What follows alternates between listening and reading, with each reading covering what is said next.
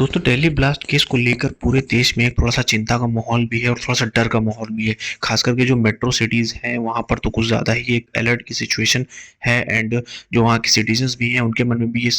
काफ़ी ज़्यादा एक डर का माहौल भी है कि किस तरह से ये चीज़ें कंडक्ट हुई और कौन इसके पीछे हो सकता है। सो इस वीडियो में डिटेल में समझने की कोशिश करेंगे पूरी टाइमलाइन को कि किस तरह से इवेंट ये हुआ और उसके बाद अब NIA national investigation agency and हमारे देश के यूनियन होम मिनिस्टर उनका क्या बयान है, प्रधानमंत्री नरेंद्र मोदी जी का क्या बयान है और अभी प्रेजेंट में स्टेटस क्या है इस चीज़ का, इस चीज़ को भी समझने की कोशिश करिए। So back to the zero, सबसे पहले ये समझते हैं कि ये जो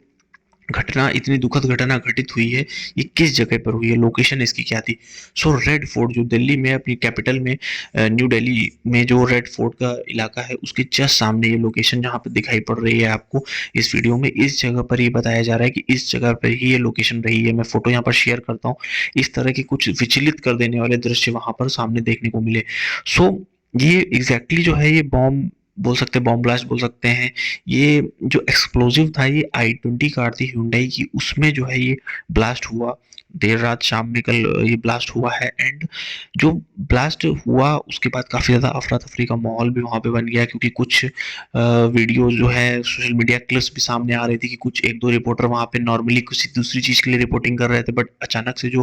ब्लास्ट हुआ, काफ़ी ज़्यादा अफरा तफरी का माहौल उस एरिया में बन गया एंड काफ़ी ज़्यादा लोग डरे सहमे हुए थे। सो एनआईए ने जस्ट उसके तुरंत बाद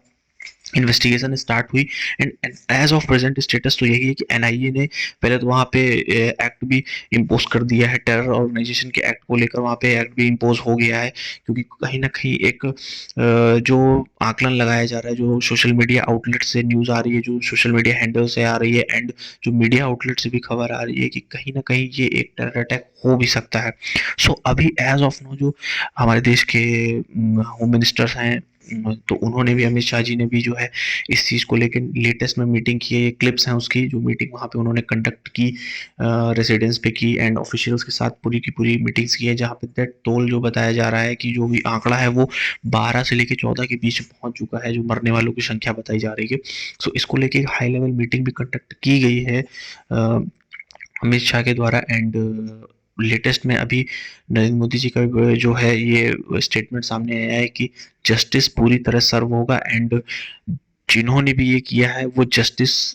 जो इंडियन जस्टिस है ना, उसकी एक्सट्रीमिटी को उन्होंने भी देखा नहीं है एंड वो पूरी की पूरी तरह से इस पे इन्वेस्टिगेशन होगी एंड फुल प्रूफ तरीके से इसमें एक एक चीज की तह पर जाया जाएगा। ये मोदी जी का स्टेटमेंट रहा है and as of no status यही है कि एनआईए ने भी पूरी तरह से इसको अपने एक इन्वेस्टिगेशन, जो प्रिलिमिनरी जो भी इन्वेस्टिगेशन थी वो तो कल शाम से ही वो किए हुए हैं एनआईए ने एंड एज ऑफ नाउ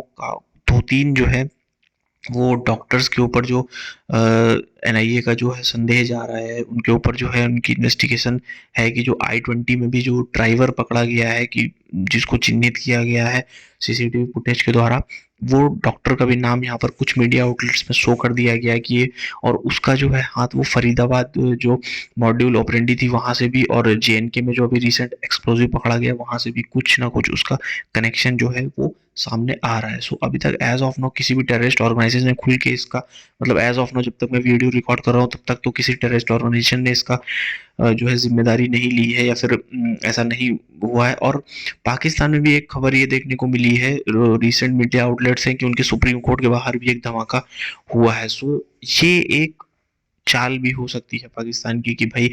एक इंटरनेशनल डिप्लोमेटिक फ्रंट में दिखाने के लिए कि भाई देखो, अगर आपके यहाँ कुछ ऐसा टेरर ऑर्गेनाइजेशन की तरफ से कुछ हुआ तो मेरे यहाँ भी हुआ, वो दिखाने के लिए भी हो सकता है।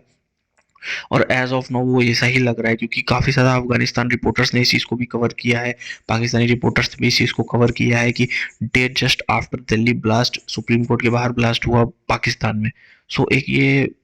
पाकिस्तान की तरफ से एक अपने आप को साफ दिखाने के लिए भी चीज़ें की गई हो सकती हैं, बट एज ऑफ नो अगर दिल्ली की बात करें तो दिल्ली थोड़ा सा डरा हुआ है, सहमा हुआ है, बट सेफ्टी रखना बहुत ज़्यादा ज़रूरी है। खास करके जो मेट्रो सिटीज़ में लोग हैं वो थोड़ा सा सतर्क रहने की ज़रूरत है। एज ऑफ नाउ जब तक कोई कंक्रीट इन्फॉर्मेशन सामने नहीं आती है, कंक्रीट जो गिरफ्तारी नहीं होती है, और जब तक आप किसी भी र्यूमर्स को भी फॉलो मत कीजिए, आप ऑफिशियल गवर्नमेंट के हैंडल्स को फॉलो कीजिए एंड ऑथेंटिक सोर्सेज को फॉलो कीजिए, आपको डरने की भी ज़्यादा ज़रूरत नहीं है। So thank